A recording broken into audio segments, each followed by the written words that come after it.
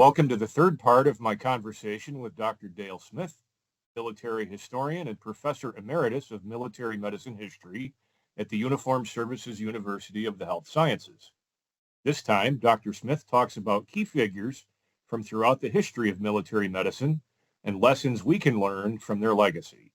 Shifting a little bit, are there other, and this can apply to, any era, over the last 250 years, but are there other inflection points in the history of military medicine in American history that, in your opinion, deserve more recognition?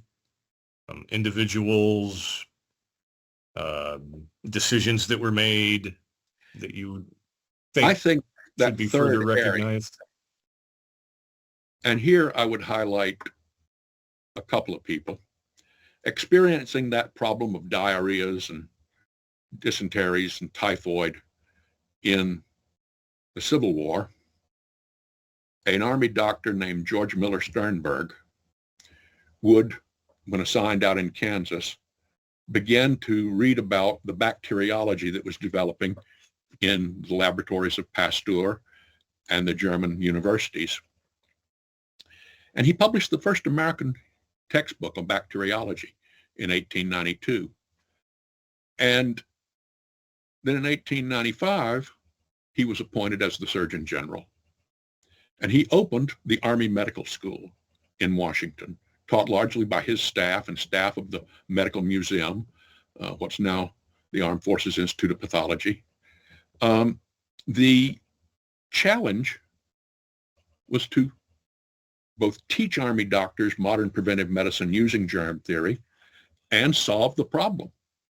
In the early 20th century, the 1900s, Frederick Fuller Russell made a typhoid vaccine, tried it out on the Mexican War from Sternberg's schoolhouse where he was assigned to teach bacteriology. Two Army doctors, one built a filter, one put chlorine in the water, made it possible to sterilize water in the field, again, fighting those diarrheas. Sternberg's tradition would continue to the modern era, where after the Second World War, a student of Sabin of polio fame grew up in Cincinnati, a man named Edward Busher. He joined the war in Korea as a captain, got a Bronze Star, and was sent to Japan after the war, where he studied Japanese encephalitis. The problems of viruses were phenomenal after World War II. Penicillin, the sulfa drugs, streptomycin, led to treat bacterial infections. They did nothing for viruses. Japanese B encephalitis had wiped out Asian armies, made them ineffective.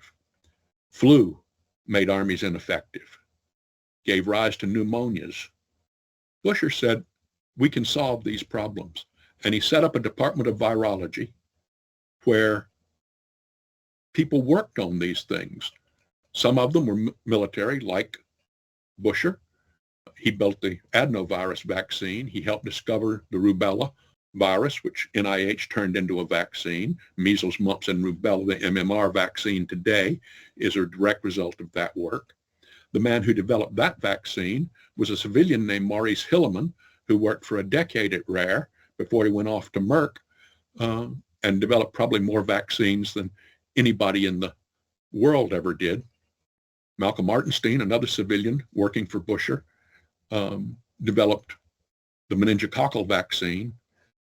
The Army has contributed to our civilian safety through this research, and there are parallel researches in bacteriology and dietary work and surgery and other things. Nobody thinks of that. We think everything comes from NIH. Now, I'm not faulting NIH. They do a great deal of work, but the Army spends less than 10% of what NIH does and has a longer track record, and it's been a phenomenal success story for American medicine. Are there any other figures or teams whose stories you would like to draw on? Any who perhaps get overlooked in the retelling of the history of military medicine in the United States? He's one of my favorite military doctors. His name is Joel Boone. As a lieutenant in Haiti, there were no other available officers, so he led a troop of Marines to a rebel fort. Like a lot of doctors, he thought himself immortal. He insisted the Marines sleep under nets, but he found it hot, so he got malaria and had to be evacuated from Haiti. He was sick, recovering in the United States, and was available to be assigned to the Marines in World War I. So he went to Europe, and he noticed his people getting shot up in no man's land, pinned down. And so he grabbed his kit and ran forward. For that, he got the Distinguished Service Cross. A few weeks later, he's running low on supplies. He takes a motorcycle with a sidecar and goes through an artillery barrage to get new supplies and bring them back to the regimental aid post. For that, he got the Medal of Honor. He is the last medical corps officer to win the Medal of Honor because the seniors looked at this kind of behavior and said, yes, we've had doctors do that in the past. Some of them got the Medal of Honor posthumously. We've got a lot of resources tied up in you. Do something. Well, he noticed the French had begun to teach first aid to their bandsmen and litter bearers. So he taught his corpsmen. In a month or so, the first Navy corpsman would win the Medal of Honor for replacing Joel Boone running into no man's land.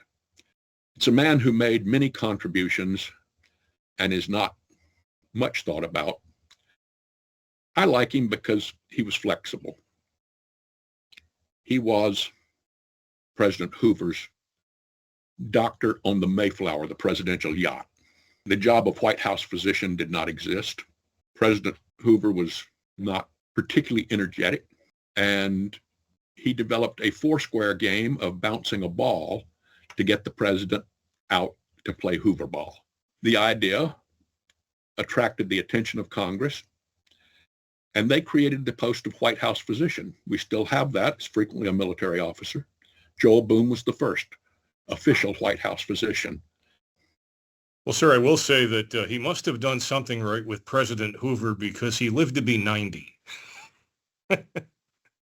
Up until our last few presidents, I believe he was the longest lived president. Yes, he held the record. So what would you say inspires you while working with the next generation of military medical practitioners? What do you see in them? Any teacher enjoys bright students. People that go to medical school are bright. Any teacher has devoted students. Anybody who will work for a pay cut in military medicine is devoted. So between bright and devoted, they're easy students to work with. Anybody in healthcare makes a world of difference as they practice. But those who wear the cloth of the nation make, in my judgment, an extra impact because of what military medicine does for the nation. Some of my students have followed the command and control route of force health protection. Others have gone into the research area and made substantial contributions in medicine and science.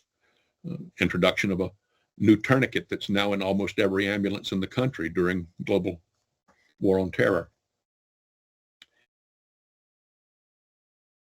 The ability to see your students make that kind of difference, which the military system gave me for almost 40 years of teaching, means you get phenomenal gratification from what you've done with these devoted, bright people. Fantastic answer, sir. And just to wrap it up, one final question. As the nature of combat continues to change, what lessons do you hope that we as a Department of War can apply from our history to ensure we continue delivering high-quality care for our warfighters? I think at the senior level, uniformed and civilian, we have to remember that military medicine has all three legs of the stool. We can't forget that public leg. This is bound to be part of that as you put these podcasts out to tell people about what military medicine does. We've got to find more and more ways to do that because We're having recruitment problems. We're having fitness problems. And we could have care problems if we have somebody with modern capability that doesn't give us control of the air. So that morale piece is a huge part for civilian and military leaders to remember. We need to remember that we've got to train these young doctors as staff officers, because force health protection and health service support require you to work with the line and the tactical and operational situation. And we have to remember that we are remarkably fortunate in this country with the number of diseases we have that threaten us. We have good sanitation. We have good mosquito control most of the time. The challenge is that we have to support military medical research, both at the bench and in the clinic, because we're going to go places where you don't have that environmental control that keeps us from getting sick. So we need vaccines. We need therapies. We need to worry about these things that you might find, whether in the tropics or in the Arctic, where we don't think about them at NIH and other places that do military medical research. The military has to do that. And we have to resource it with people, uniformed and civilian, and resource it with cash, because medical research requires a lot of expensive hardware. And to work on diseases that aren't in this country, you have a lot of inconvenience of doing it overseas, which requires different level of logistic support than doing a study in Framingham, Massachusetts. So I think the crucial thing going forward, and the thing I've tried to instill in my students, is the ability to defend all three legs of the stool. And so far, the ones that have graduated and gone out seem to be doing a pretty good job. But everybody has to remember that going forward, military and civilian. I think you are absolutely right, sir. And this has been an incredibly helpful discussion, pinpointing the ways in which military medicine is inextricable from our national history. For everyone listening, we look forward to continuing the conversation as we commemorate 250 years of military medicine. Join us wherever you get your podcasts, on health.mil, and on our social media channels for the most up-to-date military health content. Thank you very much, sir. It's been an interesting conversation. My pleasure. For everyone listening, we look forward to continuing the conversation as we commemorate 250 years of military medicine. Join us wherever you get your podcasts, on health.mil or on any of our social media channels for the most up-to-date military health content.